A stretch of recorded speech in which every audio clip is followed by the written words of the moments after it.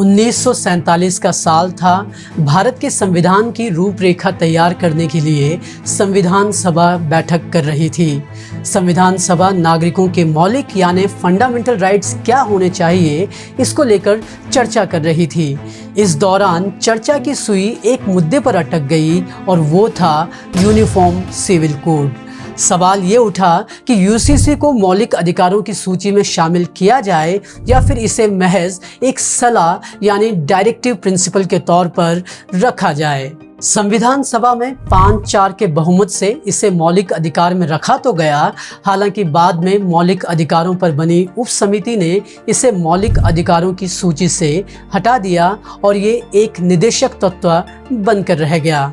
और तब से ही यूनिफॉर्म सिविल कोड एक ऐसा मुद्दा बन गया है जिस पर आए दिन चर्चा होती रहती है।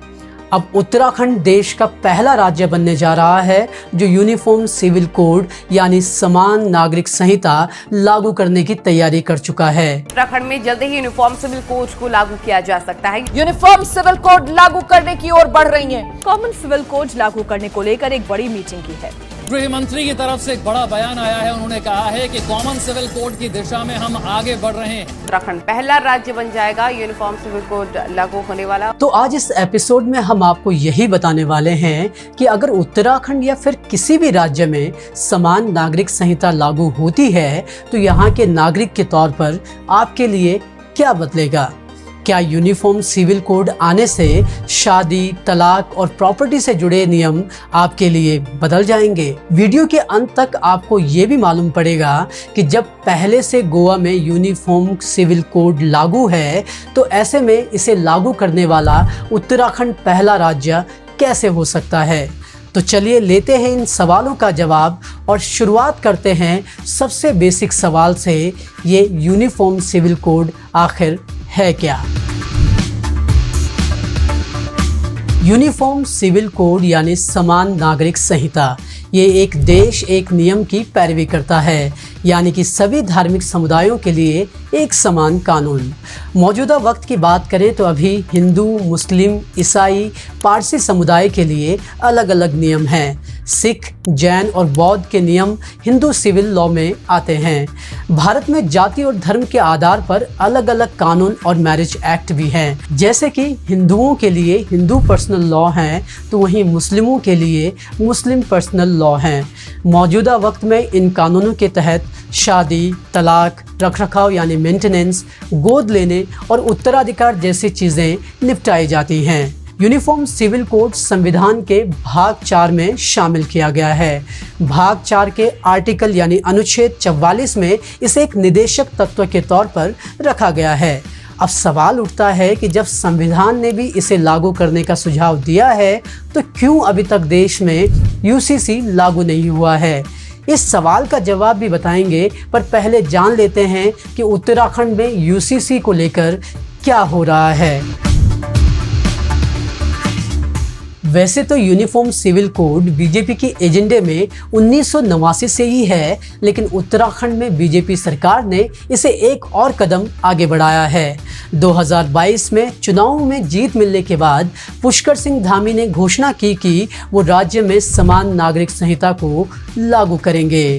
कि हमारी नई सरकार के गठन होते ही हम यूनिफॉर्म सिविल कोड उत्तराखंड के अंदर लेकर आएंगे। फिर उन्होंने मई 2022 में पूर्व जज रंजना प्रकाश देसाई की अध्यक्षता में एक कमेटी बनाई। कमेटी ने पहाड़ों से लेकर मैदानों तक का दौरा किया, लोगों से सुझाव मांगे और अब हाल ही में मुख्यमंत्री ने एक कार्यक्रम में जानकारी दी कि यूसीसी का ड्राफ्ट 90% तैयार हो गया है। उन्होंने जानकारी दी कि 30 जून तक कमेटी सरकार को रिपोर्ट सौंप देगी और उसके बाद जल्द ही उत्तराखंड में इस कानून को लागू कर दिया जाएगा। मुख्यमंत्री पुष्कर सिंह धामी ने दोहराया कि ऐसा करने वाला उत्तराखंड देश का पहला राज्य होगा। ऐसे में आपके मन में सवाल उठना लाजमी है कि जब गोवा में पहले से ही यूनिफॉर्म सिविल कोड है तो उत्तराखंड पहला राज्य कैसे हो सकता है। तो इसका जवाब ये है कि गोवा में जो यूनिफॉर्म सिविल कोड लागू है वो पुर्तगाल सिविल कोड 1867 है। ये देश की आज़ादी से पहले से ही वहाँ पर है और 1961 में भारत में विलय के बाद भी यहाँ ये कोड लागू है।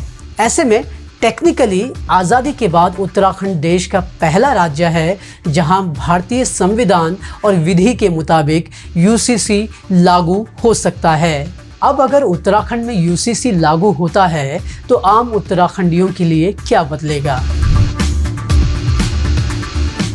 सबसे बड़ा बदलाव ये होगा कि जो यूनिफॉर्म सिविल कोड लागू होगा उसकी जद में सभी धर्म के लोग आ जाएंगे। हिंदू मुस्लिम हो चाहे ईसाई और पारसी, सबके लिए शादी, तलाक, एडॉप्शन और प्रॉपर्टी से जुड़े मामलों के नियम समान हो जाएंगे। यानी कि किसी समुदाय में अगर बहु विवाह की प्रथा है तो वो ख़त्म हो जाएगी। वहीं हिंदुओं के कुछ समुदायों में नज़दीकी रिश्तों के बीच विवाह संबंध की जो परंपरा है वो भी बदल जाएगी। कई आदिवासी समाज हैं जिनकी विवाह और दूसरी परंपराएं हिंदू समाज से अलग हैं, उनमें भी बदलाव हो सकते हैं। हालांकि सरकार के पास ये विकल्प ज़रूर है कि वो कोड में ऐसे प्रावधान कर दे जहां पर वो कुछ हद तक इन समुदायों के लिए नियम सरल कर दे। इसके साथ ही यहाँ की अदालतों में पड़े पर्सनल लॉ के कई मामलों का निपटारा भी इस लॉ की वजह से जल्द हो सकता है। अब एक सवाल ये भी उठता है कि राज्य के तौर पर क्या उत्तराखंड यूनिफॉर्म सिविल कोड लागू कर सकता है?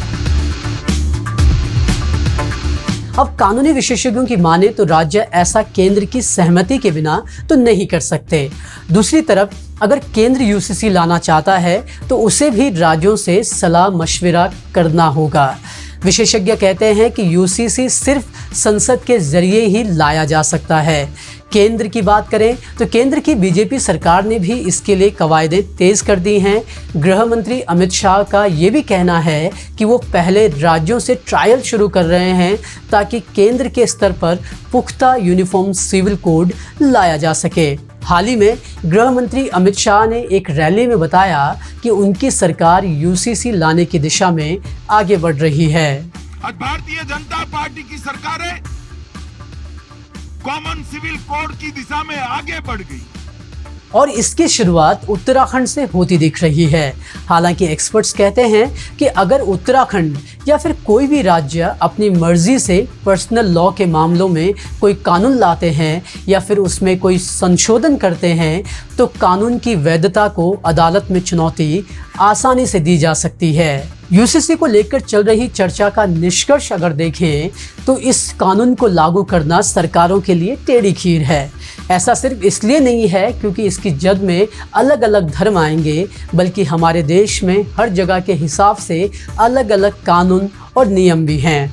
इस कानून के ज़रिए सदियों से चली आ रही परंपराओं पर रोक लगाना भी आसान नहीं होगा और जिस तरह यूसीसी के आने से पहले विरोध हो रहा है, तय है कि आने के बाद भी इसका विरोध होगा, क्योंकि देश का एक बड़ा तबका है जो इसे अपने धार्मिक अधिकारों का हनन बताता है। ऐसे में देखना होगा कि उत्तराखंड सरकार यूनिफॉर्म सिविल कोड कब और किस स्वरूप में लाती है। उत्तराखंड सरकार जब कानून लाएगी तब उस पर भी बात कर लेंगे, लेकिन फिलहाल आप बताइए कि क्या उत्तराखंड में यूनिफॉर्म सिविल कोड लागू हो पाएगा? इस सवाल का जवाब आप कमेंट में ज़रूर लिखें, अपनी राय रखें और साथ ही बताएं कि आपको हमारी ये प्रस्तुति कैसी लगी। पसंद आए तो लाइक, शेयर और सब्सक्राइब करना ना भूलें। एक्सप्लेन के अगले एपिसोड में फिर हाजिर होंगे आपके लिए एक नए विषय के साथ, एक नए मुद्दे को लेकर। तब तक आप ज़रूर देखिए कि कैसे एक विदेशी महिला ने उत्तराखंड के फेमस गीत बेडू पाको बारामासा को दुनिया के चर्चों तक पहुंचाया है। फिलहाल मुझे दीजिए इजाज़त। नमस्कार।